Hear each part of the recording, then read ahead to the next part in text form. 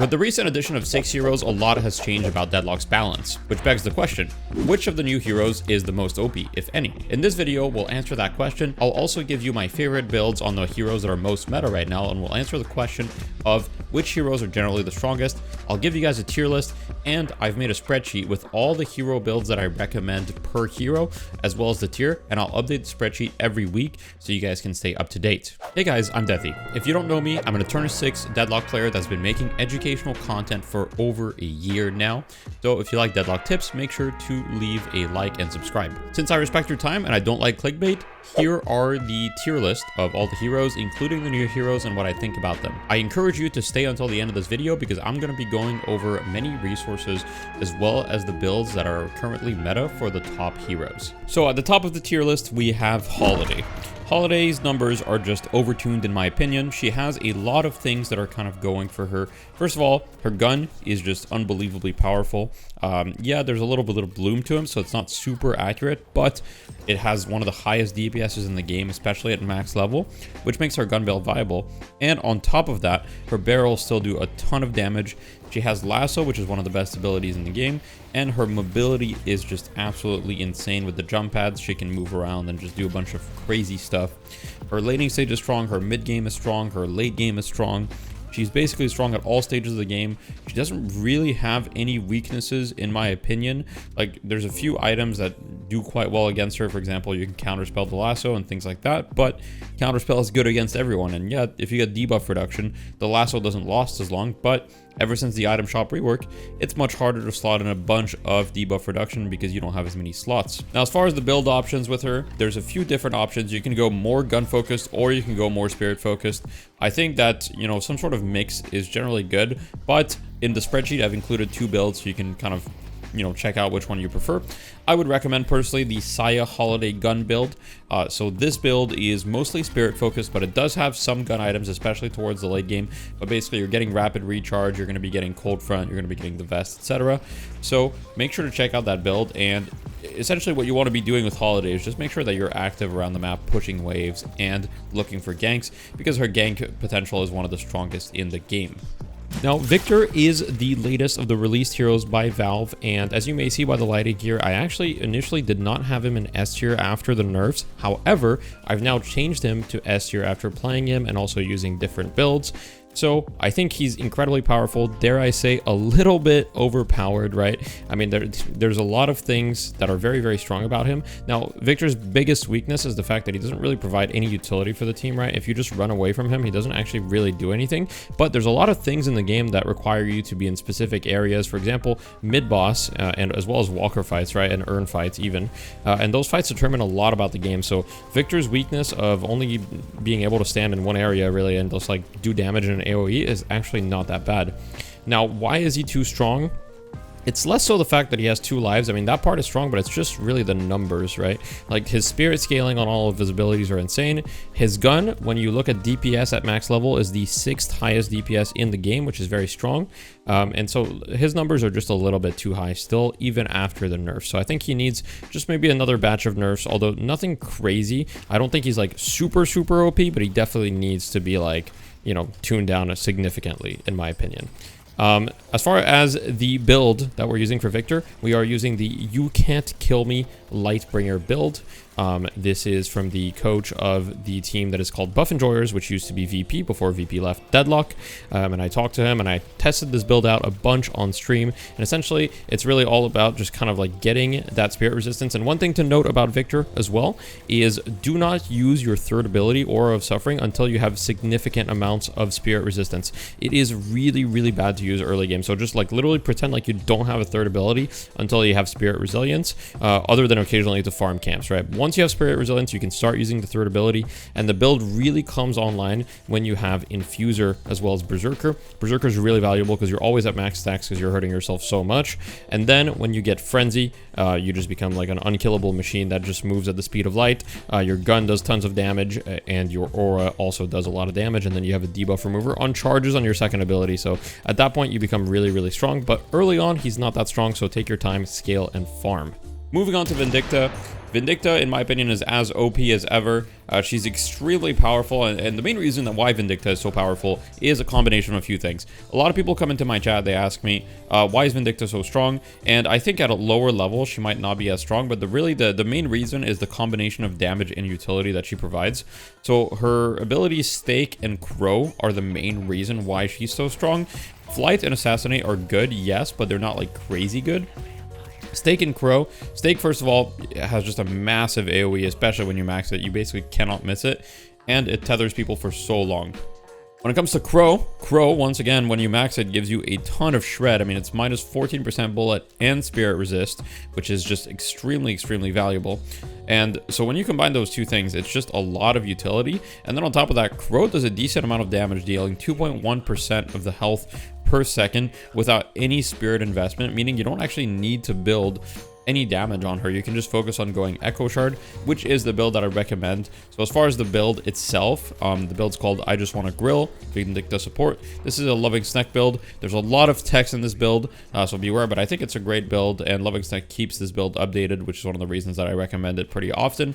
The only part of this build that you can switch out is Mystic Shot early in the build. If you'd prefer to go an item like Suppressor, feel free. You can always go a little bit more utility, but this build revolves around the double stake. So once you get Echo Shard, Vindicta just feels like almost unplayable against, right? Even if you have debuff remover, you'll get staked again with the second stake, and the cooldown on it's not really that long. So very, very powerful build, and I would highly recommend to any Vindicta players. The third hero that I put in S tier is Warden. Now, Warden is unbelievably powerful right now, in my opinion, mostly because of his ultimate, right? So I think his gun is strong, yes, but I don't think it's like as, you know, it's been stronger in the past for sure. His laning is really strong. He's got kind of like really, really good base stats. For example, he has 3 health regen, which is really strong. His base DPS is 57, which is quite good compared to most guns. And on top of that, his ultimate just really like pushes him over the top, right? Basically, in team fights, he can just go in, use Majestic Leap, use his ultimate, and once he has max ultimate as well as duration extender and perhaps, you know, Arcane Surge or something like that, his ultimate can easily last 10 to 12 seconds without too much investment. And during those 10 to 12 seconds, he feels really, really hard to fight unless you have large amounts of anti-heal, for example, Spirit Burn, right? If you don't have like Decay or Healbane, or even just Healbane usually isn't enough. You need multiple sources of anti-heal to kind of be able to fight him. And considering that the game is determined by these kind of like mid-game team fights around mid-boss and around these areas, Warden is unbelievably powerful in those fights, and that's why I value him as S tier. I also think he doesn't really have stages of the game where he's weak. Really, Warden's biggest weakness is his reliance on his ultimate. So when his ultimate is on cooldown, he is definitely significantly weaker, especially with the meta builds. Speaking of meta builds, there's a couple options that you can go for the builds. So you can go the Hoot build, which is in my spreadsheet. It's a little outdated, but it's essentially like still the correct thing. Or you can check out my build, which is called Deathy's Hybrid Warden, which is essentially fairly similar to Hoot's build, but with more annotations as well as more flexible itemization options if you'd like to go a little bit more into gun or into other things. With that being said, I think Warden is one of the strongest heroes in the game right now, and I think most people could agree on that for sure. Now this brings us to Drifter. Now, why did I put Drifter in S tier? The main reason why I put him in S tier is, well, first of all, he got nerfed immediately, but so did Victor. But I believe even after the nerfs, the amount of the hero's kit just feels really, really strong. It's a mix of two things. First of all, he's the best 1v1 hero in the game, pretty much, right? His passive, Blood Scent, gives him damage amp against targets that are isolated. When you max it, now you get 26% amplified damage, which is kind of a lot, right? 26% amplified damage is like pocket hitting like every barrage without having max barrage. And he has that permanently against isolated targets, which makes him very good at buying pretty much any item. So he can be very flexible with his itemization. He can abuse whatever items are meta. You know, you can pretty much go whatever on him. And on top of that, his ultimate is kind of insane in team fights, right? Making 2 to 3 people blind is just incredibly valuable because, especially in matchmaking, communication is not the strongest. And if you're blind and your teammates aren't telling you anything, you can't really help them, or you can't really fight, right? So it's just very, very powerful ultimate.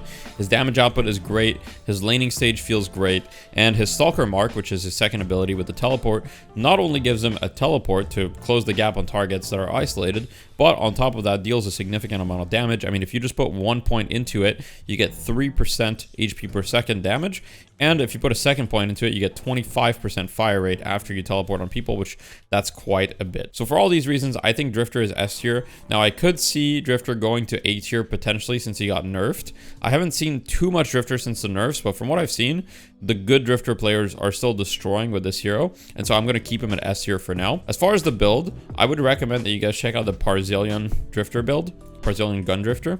He's been playing a lot of Drifter and having a lot of success with it, so I would highly recommend you check it out. Now this brings us to the last two heroes that I have in S tier, starting with Yamato. So Yamato's been in S tier for a long time in my opinion, and I actually kind of hesitated putting her in S tier as well as Paradox, because you could make the argument for them being A tier, and that's because generally speaking the balance of the game is pretty good in my opinion. The S tier heroes are not necessarily that far ahead of the other ones except for a few exceptions, but Yamato could be argued to be an A tier, but I think her kit is still just fundamentally extremely valuable. Now what I mean by this is a few things. First of all, Yamato's Crimson Slash ability allows her in lane to basically just be untradeable.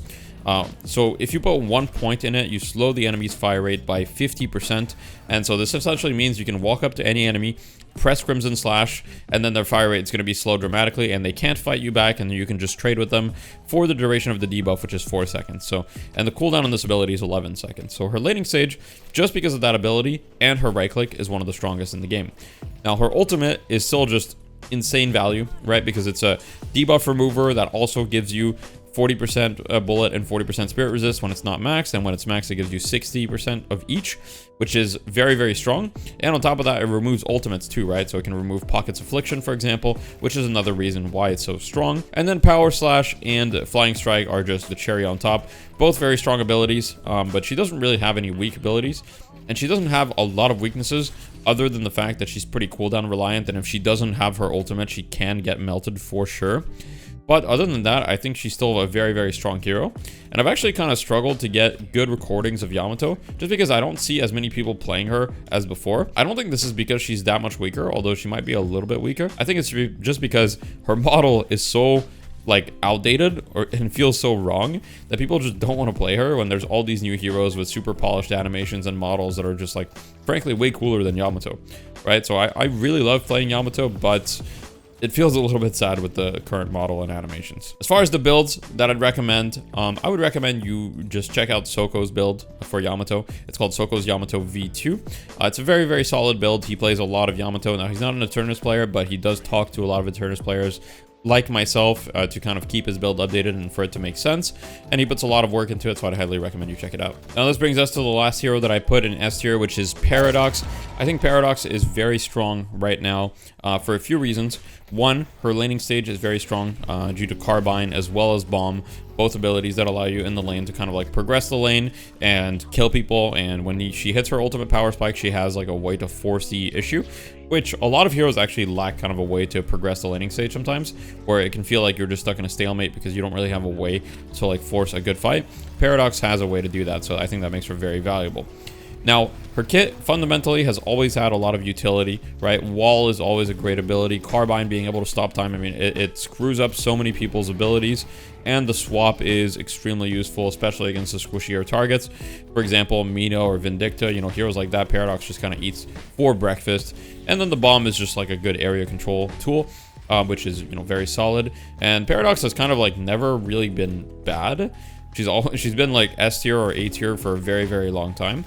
And I think that kind of recently the nerf of other heroes have kind of put Paradox back on the map.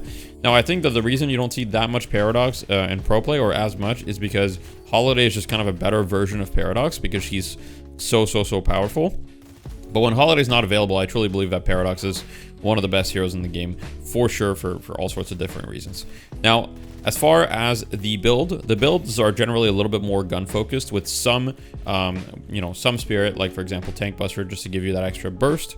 I would recommend that you check out the new Saya build. So once again, all the build IDs will be in the description for this. But the new Saya build is, you know, very, very strong and offers a good mix of mobility as well as damage. So Paradox is not all about damage, but it's about also putting yourself in the positions so that you can use your wall, you can use your bomb, you can use your swap accordingly, right? And so items like Warp Stone or Stamina Mastery or things like that really, really help in achieving Paradox's goals. That's going to be it for this video. Thank you guys so much for watching. Let me know what you'd like to see next. I'm still working on the laning stage guide that should come out probably sometime in the next couple of days. So stay tuned for that. And if you'd like to see any specific type of content, type it in the comments as always. Thank you so much for your support. Much love. Have a wonderful day.